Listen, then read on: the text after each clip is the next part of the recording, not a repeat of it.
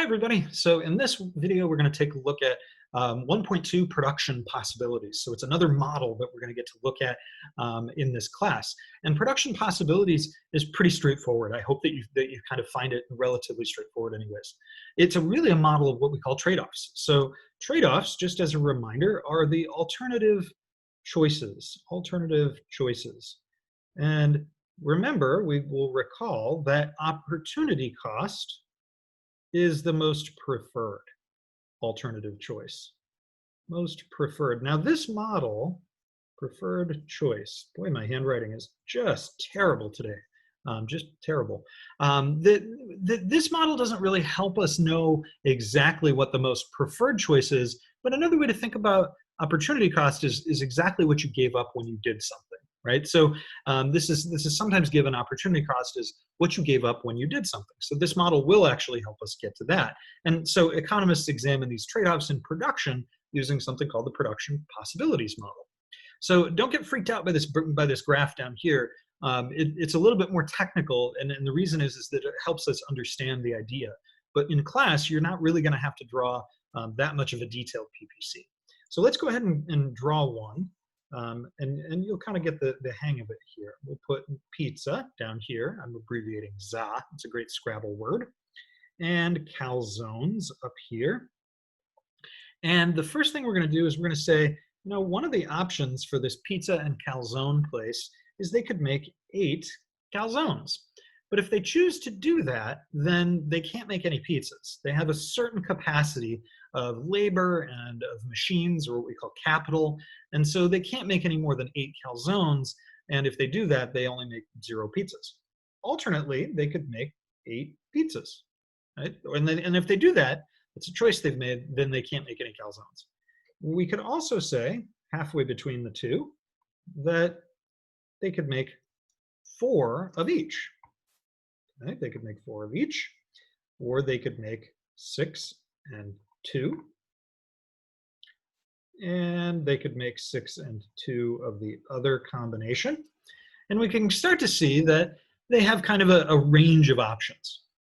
And I'm going to try to connect these dots, but it's just going to be awful, I guarantee it. Oh my goodness. Not really a straight line, but that's okay. It's not the end of the world if it's not a perfect straight line. Although in theory it should be, because they're equal ratios between the two. Now, one thing to notice, if we went from, we'll say, from 8 calzones to 7 calzones, right? We moved from this point to this point. How many pizzas did we gain? 1, okay? Because we went from 0 down here, 0 to 1 pizza. And we went from 8 to 7 calzones. So we gave up 1 calzone and we gained 1 pizza, okay? When we went from, we'll just say from point A to point B.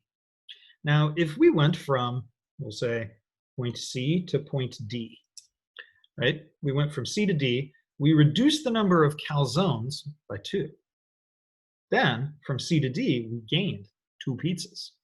So the ratio, right, from A to B was 1 to 1, right?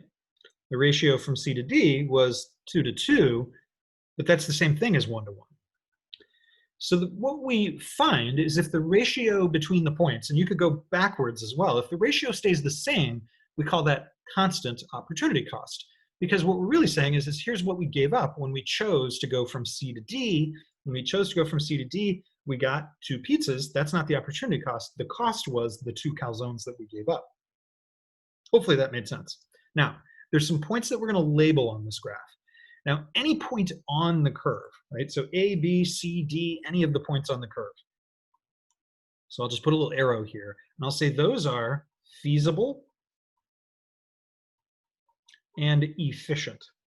Now, when we say it's feasible, we're just saying you can do that. And efficient means you're using all your resources sustainably. That's all that means, right? Now, in theory, you could probably push it really hard and get maybe an additional calzone or an additional pizza. You'd be shoveling pizzas and calzones in that pizza oven all day long, but it might wear out, right, after a little while. So points that are outside, out here, right here, would be inefficient. Inefficient. Another way to say that, unsustainable.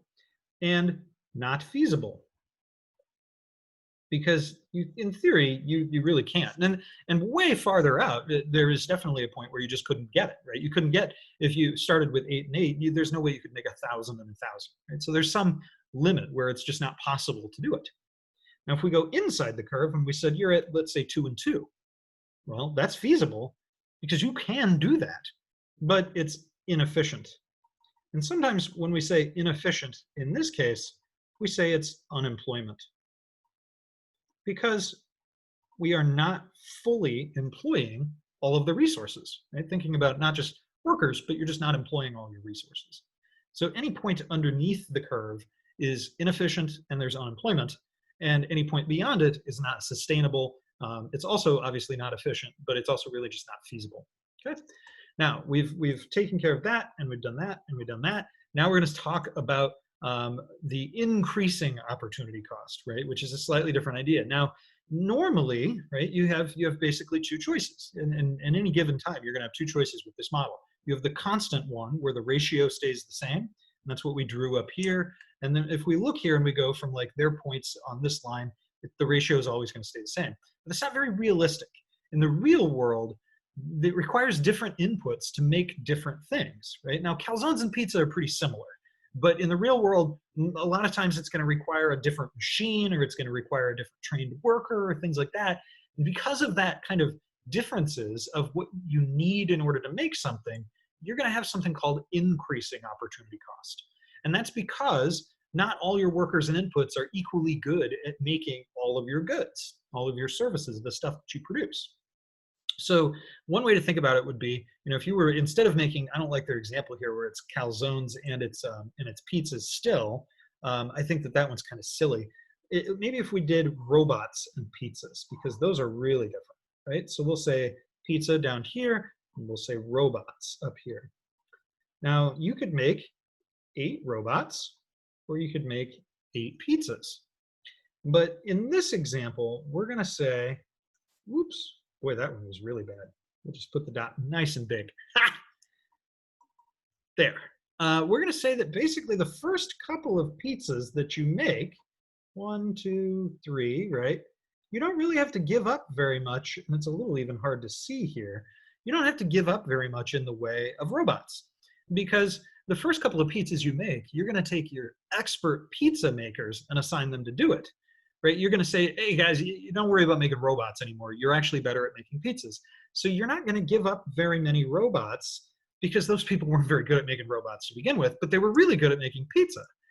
So you can see that we can crank out a few pizzas to begin with, and we could still get pretty close to the number of robots, right? There's some sacrifice. But as we continue to allocate more and more resources, as we go all the way to like say 7, and ultimately, these, then we really start to give up very quickly. That one might even be like 3. We give up a lot more robots to get each additional pizza. And that's the idea of increasing opportunity cost. If we went from A to B to C to D to E to F to G, right, the first few, not a very big opportunity cost to get those additional pizzas.